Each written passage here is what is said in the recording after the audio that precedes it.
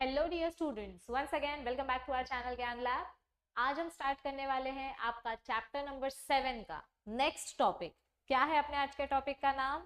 It is D differentiation, differentiation, रीडिफरेंशिएशन। फिर आज के ही टॉपिक में हम थोड़ा सा डेवलपमेंट वाला पार्ट और प्लास्टिसिटी वाला पार्ट देखेंगे, यानी 7.6, 7.7 और 7.8। टॉपिक स्टार्ट करने से पहले छोटा सा 30 सेकेंड्स में आपको एक चीज बताना चाहूंगी कि अगर आपने अब तक हमारा ऐप प्ले स्टोर से डाउनलोड नहीं किया है तो फटाफट से प्ले स्टोर पे जाइए, ऐप डाउनलोड कीजिए, क्योंकि ऐप पे फ्री कंटेंट आपको क्या क्या दिया जा रहा है। आपको दिए जा रहे हैं बोर्ड्स के sample question papers chapter wise for biology. आपको मिल रहे हैं एमएसटीसीईटी 2021 के पीसीएम और पीसीबी के पीवाईक्यूज, और आपको मिल रही है साइंटिस्ट के नेम की पीडीएफ लिस्ट। तो फटाफट से जाओ ऐप पे, डाउनलोड जाओ प्ले स्टोर पे, ऐप डाउनलोड करो। और आपके लिए दिसंबर 25 दिसंबर से क्रिसमस में एक बहुत अच्छा सरप्राइज आने वाला है, तो जल्दी जल्दी ऐप डाउनलोड करो। बाकी सारी चीजें आपको अपडेट मिलते रहेंगे, ठीक है। चलो स्टार्ट करते हैं आज के टॉपिक के साथ। आज का टॉपिक हमारा स्टार्ट हो रहा है डिफरेंशिएशन, डी डिफरेंशिएशन और रीडिफरेंशिएशन के साथ। ओके, अब इसमें से डिफरेंशिएशन ये जो वर्ड है इसका मीनिंग मैं आप लोगों को chapter number 1 plant reproduction, chapter number 2 animal reproduction, class 11 cell division, हर चैप्टर में बता चुकी हूँ कि डिफरेंशिएशन मतलब क्या होता है।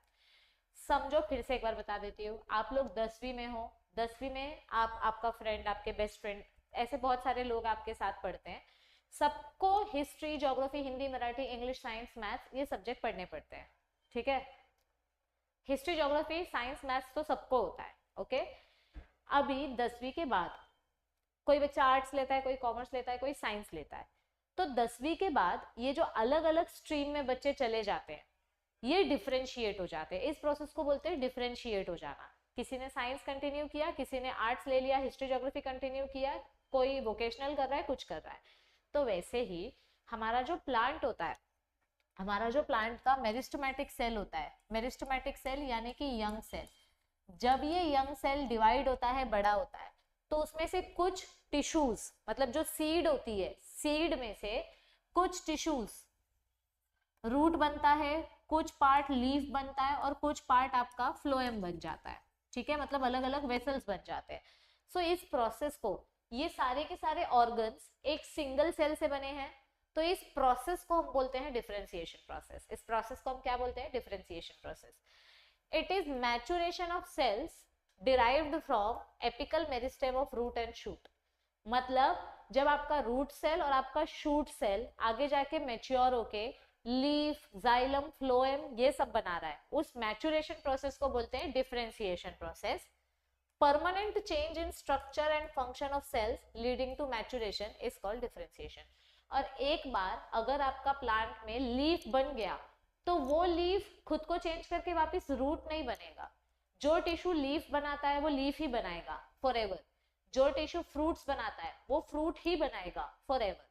It is a permanent change, it can not be reversed, ठीक है। During cell differentiation cell undergoes few major anatomical and physiological changes. For example, anatomical म्हणजे structural, ठीक है, physiological म्हणजे पण structural and functional।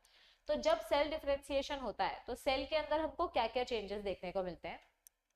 एक पैरेनकाइमा, पैरेनकाइमा मतलब अपना it is a simple permanent tissue.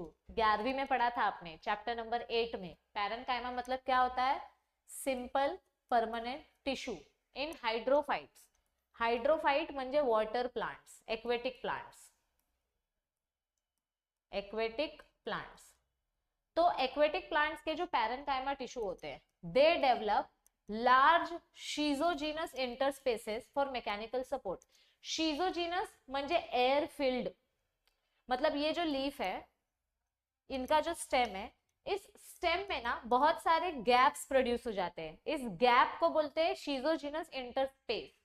और इस गैप में क्या भरा हुआ होता है? एयर, ताकि ये प्लांट पानी में फ्लोट कर सके। जैसे लोटस का स्टेम अंदर से पूरा खोखला रहता है ताकि वो पानी में फ्लोट कर सके। तो they become light in weight, they give that plant mechanical support, उससे उनकी बॉयंसी बढ़ जाती है। बॉयंसी म्हणजे काय असतं? Floating capacity. अभी जैसे क्रिकेट बॉल का एग्जांपल लेते हैं, एक हाथ में सीजन बॉल लो, एक हाथ में टेनिस बॉल लो। सीजन बॉल पानी में डालोगे तो वो डूब जाएगा, बट टेनिस बॉल पानी में नहीं डूबेगा, क्योंकि टेनिस बॉल में अंदर से हवा भरी हुई है, it is buoyant, it is light in weight. तो बॉयंसी मतलब क्या होता है, लाइट वेट, जो फ्लोट कर सके, जो क्या करता है, फ्लोटिंग करता है, पानी के ऊपर तैरता है, ठीक है, क्योंकि उसके अंदर क्या भरी हुई है, हवा भरी हुई है, it is filled with air. Okay, so the maturation is at the cost of capacity of divide and redivide. मतलब क्या बोला है कि देखो, एक बार अगर ये सेल्स मेच्योर हो गए तो अब ये वापस से पीछे नहीं जा सकते, ये अपने रीडिविजन करने की कैपेसिटी लूज कर देते हैं, ठीक है, ये परमानेंट हो जाते हैं। This process is called differentiation. Young cell से मेच्योर हो गया, डिफरेंशिएशन। तो अब डी डिफरेंशिएशन क्या होता है और रीडिफरेंशिएशन क्या होता है। Let us take an example of leaf. समझो आपका कोई नॉर्मल पत्ता है, वो नॉर्मल पत्ता बीच में से फट गया, होता है ना कभी कभी, नॉर्मल पत्ता प्लांट पे ही है पर कोई इंसेक्ट ने उसमें खड्डा कर दिया या बीच में से वो फट गया। कुछ दिन के बाद आप देखोगे कि वो पत्ता वापस से अपने आप ओरिजिनल जैसे वापस से एकदम न्यू हो गया है, चिपक गया है, उसके बीच में जो क्रैक आई थी वो क्रैक अपने आप हील हो गई। अपने स्किन में भी ऐसा ही होता है ना, अपनी स्किन में जब इंजरी होती है, चोट लगती है, हाथ फट जाता है, तो कुछ दिन के बाद उधर न्यू स्किन आती है और हाथ पहले जैसा हो जाता है। तो जो आपका नॉर्मल लीफ है, इसको जब चोट लगी, इसमें जब इंजरी हुई, वो इंजरी सेम टाइप के सेल्स खुद को डी डिफरेंशिएशन करते हैं और फिर से ओरिजिनल जैसे बन जाते हैं। सो this is called D differentiation. अब इसका मतलब ये नहीं है कि प्लांट का अगर लीफ फट गया है तो रूट सेल आके प्लांट के लीफ को डेवलप कर रहा है। अगर प्लांट का लीफ फट गया है तो लीफ के ही सेल्स खुद को डेवलप करते हैं। तो प्लांट ना बहुत मैजिकल ऑर्गेनिज्म है अपने नेचर का।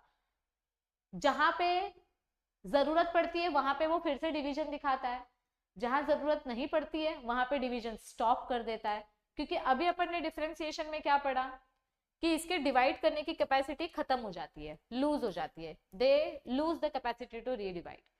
लेकिन जब जरूरत पड़ती है तो ये फिर से डिफरेंशिएट होते हैं और उसको बोलते हैं डी डिफरेंशिएशन।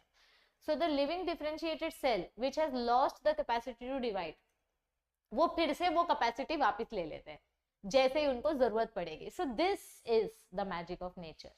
जिस प्लांट ने अपना डिवाइड करने का कैपेसिटी लूज कर दिया था, वो प्लांट फिर से डिवाइड होने लगा, और इस प्रोसेस को बोलते हैं, ये जो परमानेंट सेल है, जो परमानेंट हो गया था, जिसका साइज वगैरह सब फिक्स हो गया था, अब वो अपना शेप फिर से चेंज कर रहा है क्योंकि उसको जरूरत पड़ी है, क्योंकि उसका लीफ फट गया है। And they become meristematic again. Meristematic मतलब ये फिर से डिवाइड होने लग जाते हैं, और इस प्रोसेस को बोलते हैं डी डिफरेंशिएशन। एग्जाम्पल क्या दिया गया है, this is very important for CET. Example is interfascicular cambium and cork cambium. Interfascicular cambium क्या होता है, भिंडी खाया है आप लोगों ने कभी, भिंडी में ऐसे स्टार शेप कुछ होता है, तो भिंडी में ये जो बीच में से एक लाइन जाती है ना, ऐसे भिंडी के सेंटर में से जो एक व्हाइट कलर का लाइन जाता है, दैट इज इंटरफेसिकुलर कैम्बियम। और कॉर्क कैम्बियम का एग्जाम्पल क्या होगा, गाजर खाया है, गाजर, जब आप गाजर खाते हो तो देखो इधर तक तो गाजर मीठा रहता है, लेकिन इधर से ना बीच बीच में उसका ऑरेंज वाला कड़वा वाला पार्ट चालू हो जाता है। सो दिस इज कॉर्क कैम्बियम। ये इंटरफेसिकुलर कैम्बियम है, ओके, और ये सेंटर वाला पार्ट कॉर्क है, इसको भी आप कॉर्क कैम्बियम बोल सकते हो। ये साइड साइड में जो भिंडी की लाइंस होती है, दैट इज इंटरफेसिकुलर कैम्बियम। तो ये सारे सेल्स कैसे बने, पैरेन्काइमा टिश्यू से। किससे बने, पैरेन्काइमा सेल से। दे बिकम वास्कुलर बंडल्स, मतलब इससे ही जाइलम और फ्लोएम बनेगा, and inner most layer of cortex respectively. तो इंटरफेसिकुलर कैम्बियम से बनेगा जाइलम और फ्लोएम, और कॉर्क कैम्बियम से बनेगा cortex, cork cortex. Interfascicular cambium से बनेगा जाइलम फ्लोएम, और कॉर्क कैम्बियम से बनेगा कॉर्टेक्स। तो देखो, जो सेल परमानेंट हो गए थे, जरूरत पड़ी, लीफ डैमेज हो गया, तो फिर से ये सेल्स डिवाइड करने लगे। So this is called as dedifferentiation. इस प्रोसेस को हम क्या बोलते हैं, dedifferentiation. Is this clear everybody? Let's move ahead. Now comes redifferentiation. What is redifferentiation भाई साहब? याद आ रहा है control and coordination, polarisation, depolarisation, repolarisation. तो वैसे यहाँ पे है, the cells produced by dedifferentiation, मतलब समझो ये जो आपका जाइलम और फ्लोएम बना है और ये जो आपका कॉर्टेक्स बना है, अब जब ये वापस से डेवलप हो जाएगा तो ये फिर से मैच्योर हो जाएगा, अब ये फिर से परमानेंट हो जाएगा, अब ये फिर से डिवाइड करना छोड़ देगा क्योंकि रिपेयर हो गया। सो जो सेल्स डी डिफरेंशिएशन करके बनते हैं, they once again lose the capacity to divide and they mature to perform specific function. xylem phloem का फंक्शन क्या है? वाटर और फूड ट्रांसपोर्ट करना। कॉर्टेक्स का फंक्शन क्या है? आगे आगे वाटर को ट्रांसपोर्ट करना। सो एक बार इनका फंक्शन, इनका स्ट्रक्चर कंप्लीट हो गया तो ये फिर से डिवीजन स्टॉप कर देते हैं। जब ये डिवीजन स्टार्ट करेंगे फिर से, that is D differentiation. Stop कर देंगे, री differentiation. So this is called री डिफरेंशिएशन। इसका ये एग्जाम्पल लास्ट ईयर सीईटी में आया था, secondary xylem and secondary phloem. देखो फर्स्ट टाइम जो जाइलम और फ्लोएम बना था दैट वाज प्राइमरी, पर ये डैमेज होने के बाद इसमें डी डिफरेंशिएशन हुआ और अब सेकेंड टाइम जो जाइलम फ्लोएम बना उसको बोलेंगे सेकेंडरी जाइलम। ठीक है, डी डिफरेंशिएशन हुआ ना तो इसको बोलेंगे secondary phloem and secondary xylem. ये सब किससे बना? डी डिफरेंशिएशन से बना। So they are present in the vascular bundle. और फिर डी डिफरेंशिएशन करने के बाद ये परमानेंट हो गए, अभी आगे डिवाइड नहीं करेंगे तो वो हो गया री डिफरेंशिएशन। आई होप ये क्लियर है, 2 बार देखो पूरी वीडियो को तो अच्छे से समझ जाएगा।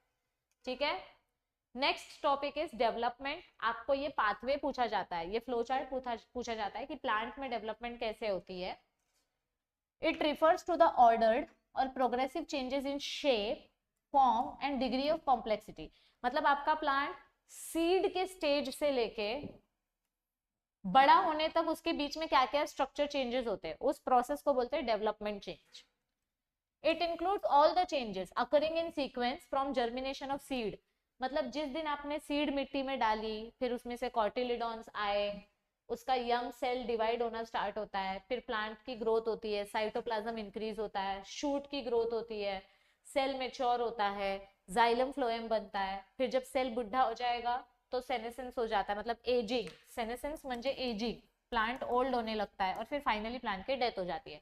तो ये है अपने फ्लो चार्ट ऑफ डेवलपमेंट। ठीक है, so from germination of seed up to senescence और death during life cycle of plants. This development includes growth, morphogenesis, morpho म्हणजे स्ट्रक्चर, जेनेसिस मतलब फॉर्मेशन। तो डेवलपमेंट के स्टेज में ही अपने प्लांट का अलग अलग ये होता है ना, स्ट्रक्चर फॉर्म होता है, उसका मैच्योरेशन होता है और फिर प्लांट बुढ़ा हो जाता है, उसकी एजिंग हो जाती है एंड फाइनली इट डाइज। ठीक है, लास्ट टॉपिक इज प्लास्टिसिटी। अभी ये बहुत इंपॉर्टेंट है, इसका डेफिनेशन आता है बोर्ड्स में। प्लास्टिसिटी मतलब क्या होता है? प्लांट का जो लीफ होता है वो अपने लाइफ के अलग अलग स्टेज में अलग अलग स्ट्रक्चर दिखाता है। इस प्रॉपर्टी को बोलते हैं प्लास्टिसिटी, यानी ability to form different structures at different stage of life. मतलब ये एक धनिया का प्लांट है, जब ये धनिया का प्लांट एकदम छोटा है, यंग है, तो इसके पास एक ही लीफ है। जब ये थोड़ा अडल्ट हो जाता है तो इसके पास सेम नोड से 3 लीफ निकल रही है। जब ये प्लांट लैंड में ग्रो होता है तो इसका ये देखो सरफेस एरिया देखो, और सेम प्लांट को मैंने अगर वाटर में ग्रो किया तो इसकी लीफ देखो कैसे हो जाती है। यानी कि सेम स्पीशीज है, बस अलग अलग एज में, अलग अलग एनवायरनमेंट में अलग स्ट्रक्चर दिखाती है। इस प्रॉपर्टी को बोलते हैं plasticity. It is the capacity of being moulded, mould करना यानी स्ट्रक्चर देना, फॉर्म्ड और modelled. It is the ability of plants to produce different kind of structure, मतलब to change in response to different environmental और internal conditions in various phases of life। तो plant को जैसा environmental condition change होगा उसके हिसाब से ये अपने स्ट्रक्चर में चेंजेस दिखाती है और उस चेंज को बोलते हैं plasticity. In many plants young stage, juvenile stage and mature stage they show different forms of leaves। Same plant है बट अलग अलग स्ट्रक्चर देखने को मिल रहा है।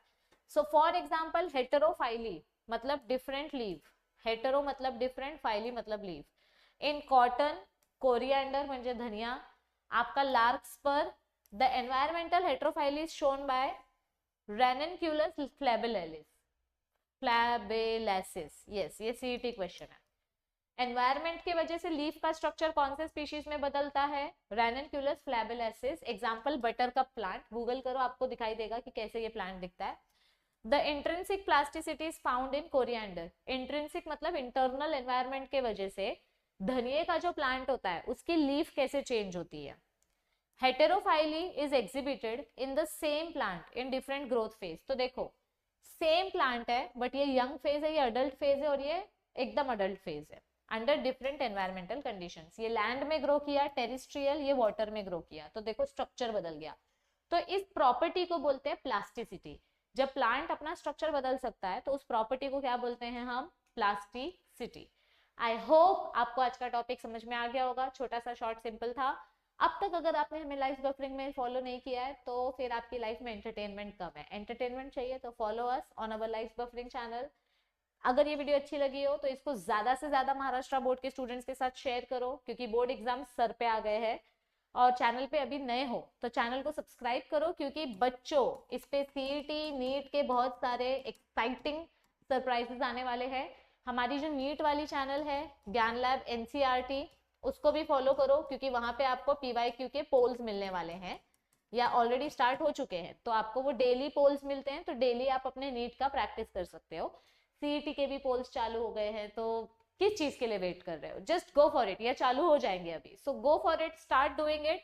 और लास्ट में अगर हमारे एफर्ट्स अच्छे लगते हैं तो एक लाइक कर देना, ठीक है। चलो बच्चों को ज्यादा से ज्यादा वीडियो शेयर करो, क्योंकि अगर पूरे महाराष्ट्र में बायोलॉजी का क्वालिटी कंटेंट अगर उनको कहीं मिलेगा फ्री में तो वो सिर्फ यहीं पर मिलेगा। और ये मैं गारंटी के साथ बोल सकती हूँ, because I work really hard for it, Ajay sir works really hard for it. So thank you for our team, and if you like our efforts, drop a like button. Bye bye everybody, take care, see you soon. Thank you for watching this video. Bye bye.